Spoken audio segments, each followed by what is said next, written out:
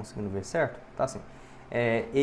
As outras passagens, por exemplo, no São Paulo até que viveu bons momentos e tudo mais, mas eu vou levar em consideração mais essa última passagem pelo Fluminense, 2022-23 e também lá em 2019, beleza? Então, obviamente, né, o Cruzeiro não fez contato por nenhum desses jogadores, mas eu tenho certeza que daqui para o ano que vem, algum desses atletas que eu vou passar aqui no vídeo vai ter seu nome especulado no Cruzeiro, né? Agora chegar eu já não sei, mas que vai ter o nome especulado eu tenho certeza, beleza? Vamos começar aqui falando sobre o primeiro que eu pensei que já tinha deixado o Fluminense, que é no caso do John Kennedy, né? Que cresceu bastante de produção também com o técnico, né, o Fernando Diniz. Nessa temporada acabou caindo de desempenho, assim como o Fernando Diniz e também como o próprio Fluminense, né? 31 partidas, 3 gols marcados, jogador avaliado ali na casa dos 30 milhões de reais. Não sei se ele vale isso tudo justamente por conta dos problemas que ele tem fora do campo, né? Porque senão já era um jogador para ter sido vendido tranquilamente. Temporada passada marcou o gol na final da Libertadores, 41 partidas com 12 gols marcados e 4 assistências, só tem 22 anos de idade, é lá da cidade de Itaúna, né, em Minas Gerais, ou seja, deve ter ali os familiares, né, no caso, cruzeirense. Vai lembrar também que ele passou no Cruzeiro no time sub-13 em 2014 e 2015 e também na base do América Mineiro, tá? Igual eu falei, se o Cruzeiro precisar de um centroavante, pode ser uma alternativa. Não coloco como principal, até por conta dessa questão extra-campo, né? Não sei se o Alexandre Matos gostaria de comprar todo esse problema. Pode deixar a sua opinião aqui embaixo.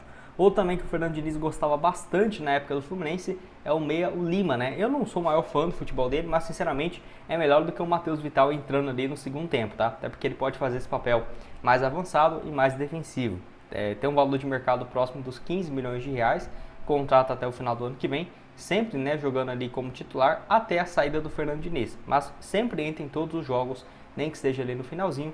38 partidas no ano, 5 gols e 1 assistência. Ano passado foi contratado a pedido, né, do técnico o Fernando Diniz, 66 partidas, 7 gols marcados e 5 assistências. Enfim, acho um atleta bom para compor o elenco, né? Agora o melhor jogador do mundo e tudo mais, que vai chegar a ser titular. Não é essa a característica. Quem sabe aí no caso dos próximos, né?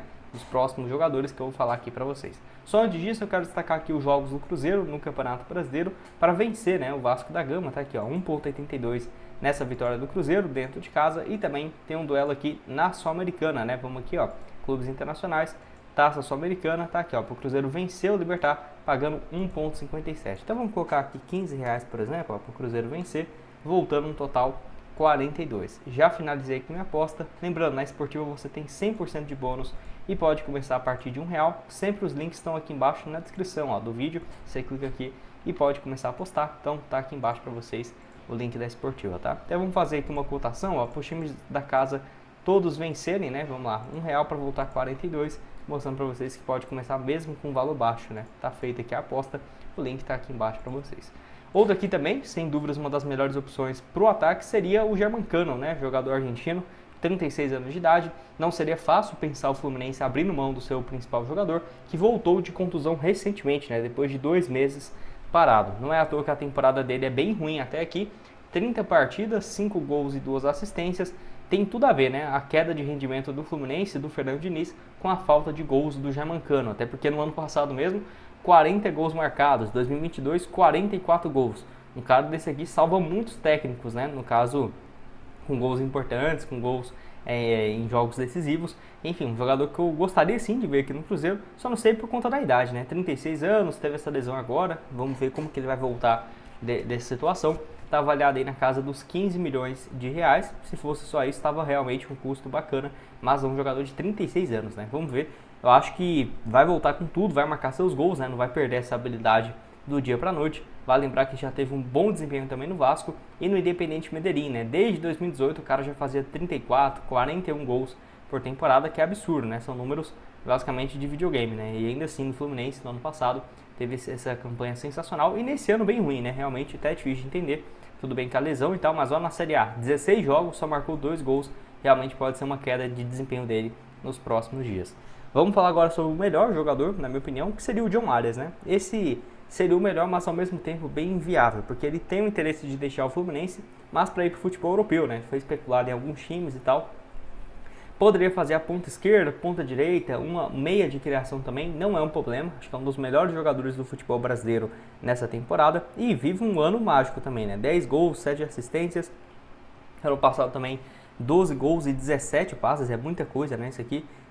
Segunda temporada dele, 2022, 62 partidas, 16 gols e 17 assistências, ou seja, um desempenho sensacional. O Fluminense só pagou 600 mil euros, né, para contratá-lo, e hoje ele está avaliado em 15 milhões, ou seja, 70, 80 milhões de reais. Não acho que o Fluminense vai conseguir isso tudo por ele, quem sabe ali uns 60, 65 milhões, que seria a pedida, um jogador de 27 anos, né? Enfim, a não ser que o Cruzeiro deixe realmente os 300 milhões e queira contratá-lo, mas ainda assim eu acho um custo um pouco salgado, né? Já valorizou demais, e para o Fluminense vender ele para um outro time brasileiro, eu acho que ficaria um pouco complicado. Pode deixar a sua opinião aqui.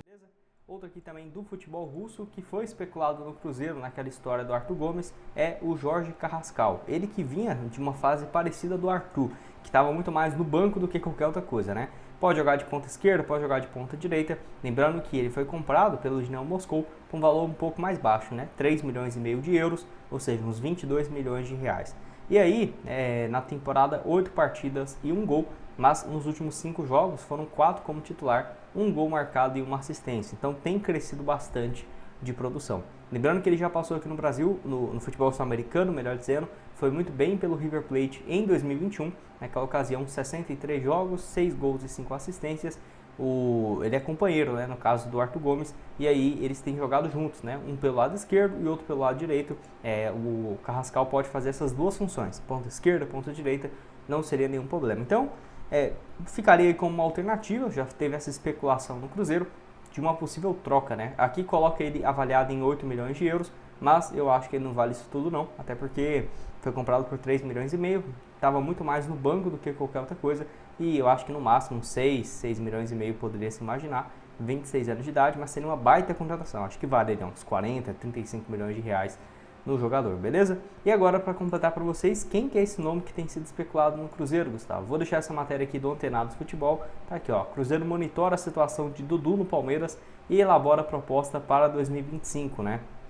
Então vai fazer uma nova investida de acordo aqui com a informação do portal. Informação agência RTI Esportes revelou, né, que a intenção do clube paulista em vender o atacante, e aí no caso uma fonte, né, de membros do Palmeiras admitiram que pretende, né, ter essa venda do jogador e não deixá-lo sair de graça. Teve especulações recentes do Flamengo, do Fluminense, do Grêmio e tudo mais. E assim, será que poderia fazer sentido, né, pensar numa saída dessa? Olha, acredito eu que se fosse para pensar numa venda, diferentemente do que foi, por exemplo, em junho, né, quando era pro Dudu chegar no Cruzeiro, aquela ocasião o Cruzeiro iria compensar o Palmeiras com uns 20 a 22 milhões de reais, iria pagar um valor, e aquele percentual que o Palmeiras teria do Maurício, né, para pagar ao Cruzeiro, seria abatido também no negócio, quase 25 milhões que o Cruzeiro pagaria, porque ele tinha mais 1 ano e meio de contrato e tudo mais.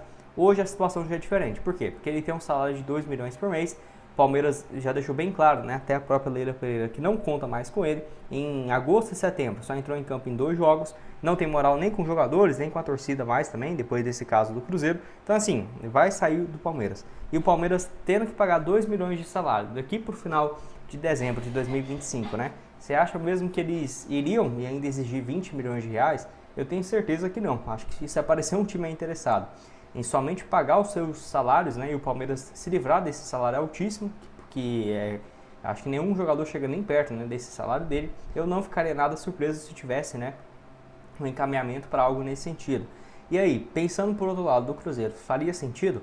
Olha, eu acredito que, porque pelo que aconteceu, o Pedro Lourenço, o Alexandre Matos não deve demonstrar um menor interesse, né, de voltar à tona com essa história. É claro, pode ser que ele peça desculpas e tudo mais, beleza, mas ainda assim acho que a torcida não aceitaria isso com bons olhos, eu também não, viu, para ser bem sincero com vocês, e ainda mais o Pedro Lourenço, o Alexandre Matos, que são homens conhecidos aí do meio do futebol.